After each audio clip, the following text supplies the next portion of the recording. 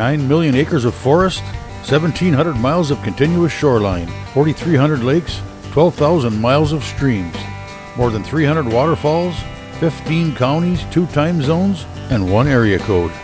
Welcome to the Upper Peninsula. Welcome to 906 Outdoors.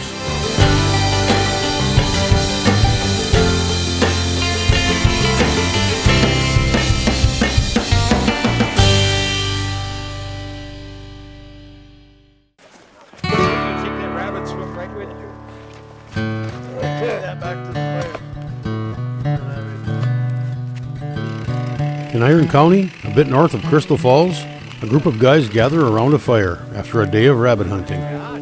In the distance, the sound of a lone beagle. The last dog and hunter still out trudging through the snow in hopes of one more rabbit, or maybe just a little more time in the woods. They are here not by chance, or for just a random day of rabbit hunting. They are here for an annual traditional hunt known as the 12th District Mafia Rabbit Hunt. This has been taking place for, close to 100 years. I'm not sure anyone really knows where that name came from, but it certainly dates back a long time. The picture we showed you, my dad was in that, and that was in 1927-26. Sunday, some guys went to church and then they come up at their camp after church. My dad was one of them. In 1927, Calvin Coolidge is president. The beginning of the Great Depression is still a couple of years away, and the country is in the middle of Prohibition. Charles Lindbergh makes the first solo non-stop transatlantic flight from New York City to Paris in the spirit of St. Louis. Carving of the sculptures at Mount Rushmore begins, and the Ford Motor Company unveils the Model A as its new automobile. This hunt has carried on since then. The tradition passed from father to son, grandfather to grandson. The names of some of the guys standing around this fire are the same names as those in that 1927 photograph. We're used to a long base history here of generations. I'm a second generation of it from my father, and now my son is here with me, and quite a few of the others are sons that are related to the originals that have been coming out here. We started out this morning, we all got together and had breakfast at one of the local establishments, and we came up and we met at camp, had a coffee or two, and then we grouped and we ended up coming out with the dogs and letting them loose. That ended up, we hunted for around 3.5 hours. So we're with a group from Crystal Falls. I've been doing this hunt annually since 2005, and we're bringing Morgan out. She's a 5-year-old, 13-inch. I got my grandson Christopher here with me, and he's going to be handling Morgan today. My son Cameron, and then got another gentleman from up by Amasa who's got a couple of young dogs. So we'll go out there and see what we can do. I think we got 15 guys in the woods, so we should get some rabbits, I hope. Conditions seem to be pretty good.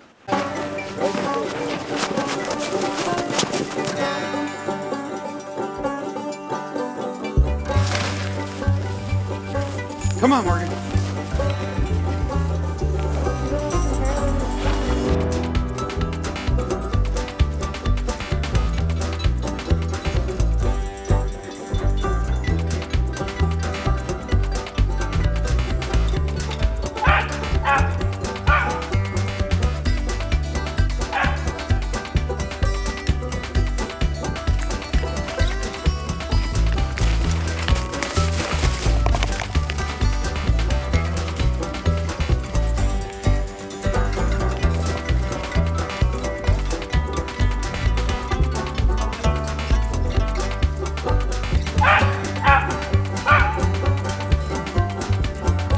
So basically what happens, they get out in the woods and they start just sniffing around trying to find a trail of a rabbit that's relatively fresh. Once they find one that seems fresh, they track on it until it gets to be more of a hot track. Once they get hot, they start squeaking, and the hotter they get, the more they start to bark.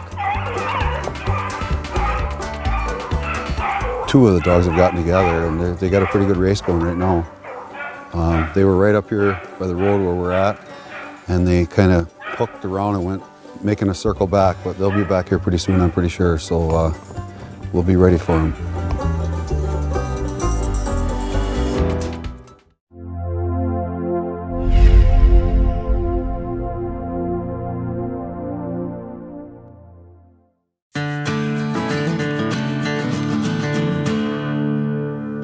There it is. Oh.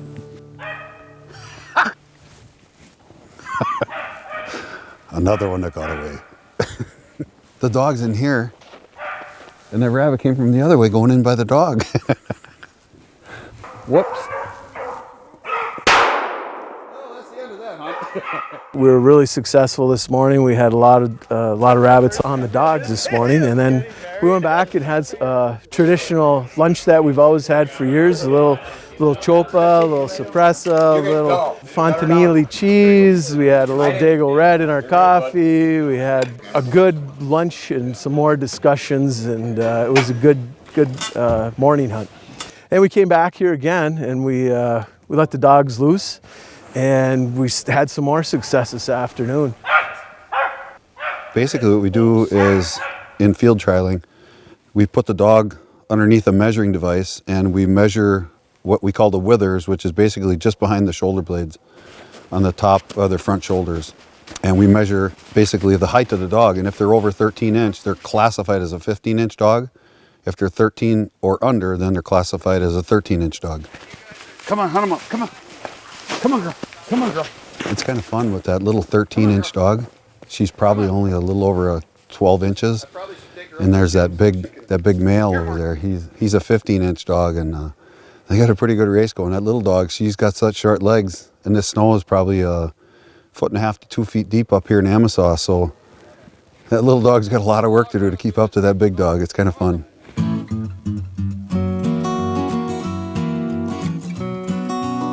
I forgot my shells. Jeff, he had some, there were some cheap shells, so I had to make sure he was right close.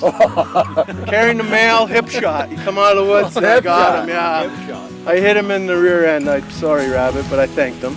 And then the dog came and thanked the dog. We've got about, this is probably our largest group in many years that we've had here to come out and hunt. That counts, I guess, eh? That's pursuit. Is that one on the board then, or no? No. It wasn't on a I dog. didn't bring it back here.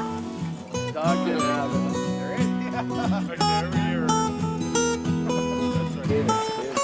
David's right there.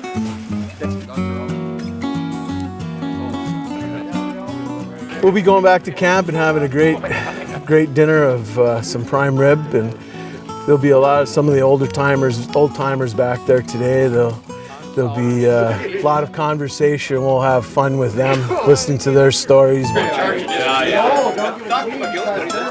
Have a little more Dago Red, and maybe some Grappa along with that. Is that made with Everclear? Oh, you got a gold? That's it, these are gold. Sure. What did we get last year?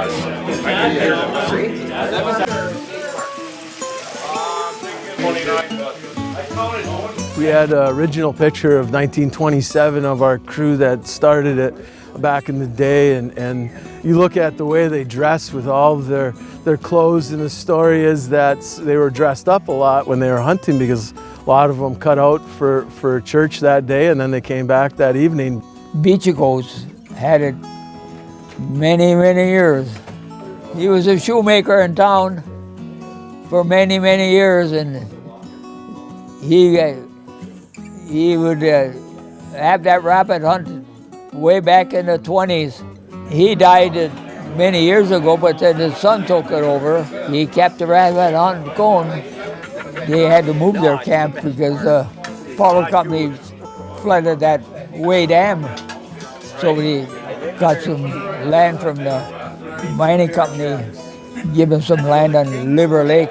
That camp got moved from the original spot back to another area away from Way Dam backwaters because they would, the Michigami backwaters, they flooded it. So that had to be an extraordinary day for them to try to move that camp.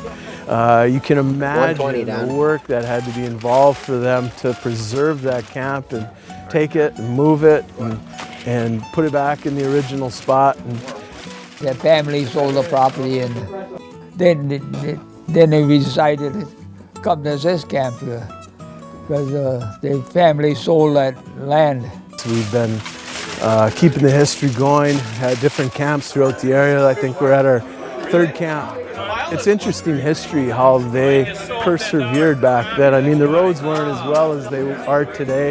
You know, they didn't have it plowed. They had to plow or drag whatever they were going to do with probably horses and ancient machinery. But if you look at that picture closely, every one of them, their lives back then wasn't as easy as we have it today. And they all had smiles on their face. Could have been the grappa and the Dago Red, but I think they just enjoyed coming out in the great outdoors and enjoying what we have.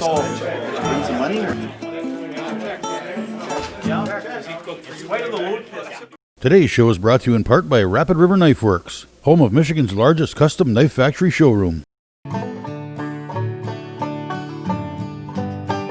We actually got a few rabbits today. We got 4 rabbits total. And some were not as fortunate in having as much luck as some of us, but we're going to decide who the winner was, and usually it was always the bragging rights for the year. We're going to play a little 5-card stud to see who the winner is, because we got four rabbits and 4 people that shot them, so we're going to find out our winner that way. For the honor and the bragging rights and that cat hat. So here we go. 5 cards. Cat, the best. Right. Flip them up. 5 cards. 5 cards. 5 card up. All right. 5 cards. You want to cut them? We trust you. All right, here we go. 5 cards to everybody. Best hand wins, okay? Good luck to everyone.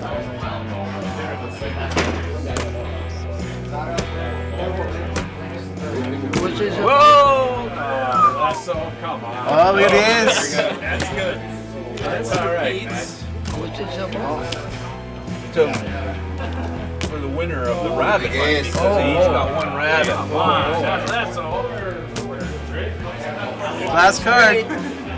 Oh. Ooh, nothing. There's 7. That's it. There's 7. We knew who the champion is. Should have won anyway. 1.5 rabbit. Pin lady lived here till she died, and on this particular 40, and the county run the road from the main road into her, and she had a big garden here, and she had a couple of, once in a while I run across barbed wire in the woods where she had a couple of cows.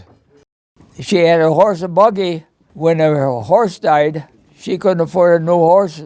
Going to town to shop, and Blackie Osterby he had a store in town, and him and his wife were very close to her. They'd always give her a ride back. She had 2 sons. One got killed in the Second World War, and they were both in there. But, somebody says the other one got killed too. I don't know. I know one got killed in the Second World War. A couple of 40s we bought from the timber company, and they logged it on all these rafters, what they left in the woods. Peeled them back and cut them, and beautiful rafters.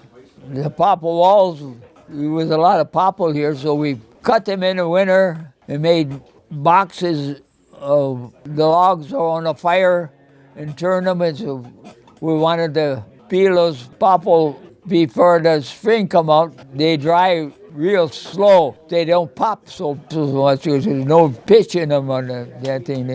1,000 acres here between a camp crew. We got a pretty good area to hunt, but didn't see a lot of bucks this year. That one there with the skeleton, and one of the guys wounded it and couldn't find it. We found it in the spring. Porky's chewed on the horns a little bit. Anyway, I want to thank you all. Larry Beachico is here with us. I appreciate him coming. We've had it at his camp for so many years. Him and his father and his brother and their family put it on for us and carried it on way back to the beginning. I just want to bring up some of our past people, like Jack's father, who was just You know, if you've seen the clipboard going around, that's where it started back there. And you look at the rabbit hunt, he pounded it in and kept us going. He handed that off to me, and it was like a cherished prize that I have to keep up. And I have to find one of you slackers to keep that going, so I will. So, you know, what a great day. We've got a lot of our family and friends that have gone ahead of us to guide our way into that hunting ground. So we miss them all, and they're all in our hearts, and I can't sit here and name one because there's so many that we all will have in our hearts. Let's remember all those who aren't here, and let's have a good time the rest of the night. Drive safely on the way home. Thanks to everybody for coming. Thanks for cooking. Thanks for organizing. And in Jesus' name, amen.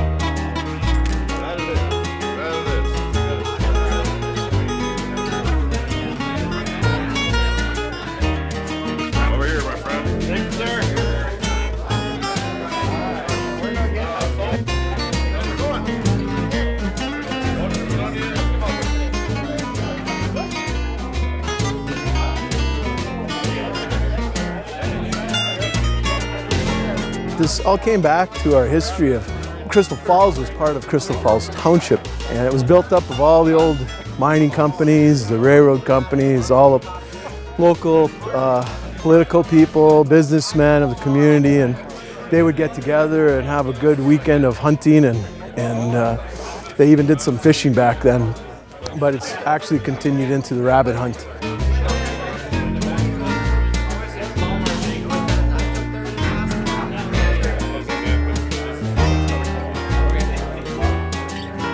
So it's still kind of like those 1927 days up here right now.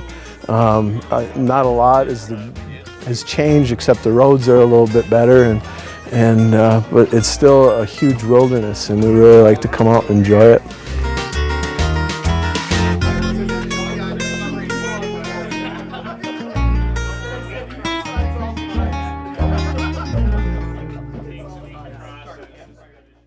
.906 Outdoors is brought to you in part by the Island Resort and Casino. Bet America Sportsbook at Island Resort and Casino. Today's Wild Game Break is brought to you by Cooking Wild Seasoning. You know, decorating a Christmas tree is something most of us do every year. Here's some tips on what to look for in a tree and how to make them last. Usually the darker the tree, the more healthy it is. Before they put it up in the stand, they should cut it again a 1/4 inch off the bottom so the tree will take water. Because after you first cut a tree, it seals itself off and it has trouble taking water. And so if you take that 1/4 inch off the bottom and stick it in your stand and never let it run out of water, your tree will last into January. We've had people have their trees up into February before and no needles shed. But the whole key is to never let them run out of water.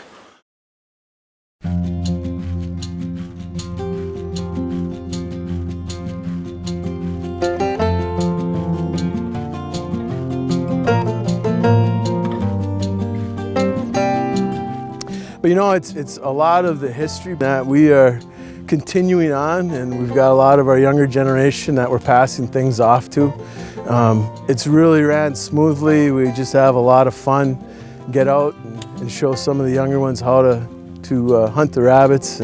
But it's challenging, especially today with the snow. Dogs were really able to pick up on their scent, so we had some fun with them. It looks like the rabbits are on an uprise here, so we're gonna have a few more years. Just very thankful to be a part of something like this. Growing up here, you realize over time how much of a different area that it is. And to be a part of something like this that's been going on for over 100 years is really special to me. And I just can't thank the older, wiser people that live here for taking people like me under their wing and showing me things like this and letting me be a part of it. it's so important to me. There's such a rich culture of people here, and we were talking before about how in this area you really can't put your finger on what it is about living here, but you can just feel it. It's a very difficult place to live and make a living here, and to be a part of the culture and experience something with this much tradition that's been going on for so long. To me, it's what it's all about, and it just makes me feel just at home.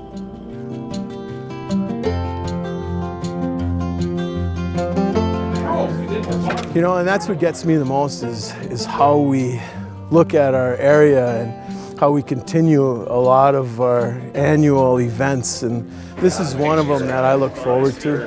I know a lot of we look at deer season and fishing season, but you know, getting out here and you'll hear the conversation in the background of everyone's story and what happened to them today and how the dogs were reacting. And you were witness to some of those stories today, how we joke with each other, and that's what it's all about. We just come out and, you know, there's so many that came before us that we respect because they taught us how to respect the land, how to enjoy the land, and how to really enjoy each other and respect each other, and that's what we're all about, and we just enjoy being out. Over time, you see all these people that have grown up here and how their personalities are. We're following in the footsteps of people that made it and were able to make a living here and live here and thrive here, and that's so important to me. And I can't thank everybody, the generations before me, my grandfather and the generations before him. I can't thank and appreciate those people. There's no words that I can put to it. It's just such a great feeling to be able to live here, and I wouldn't have my life any other way, period.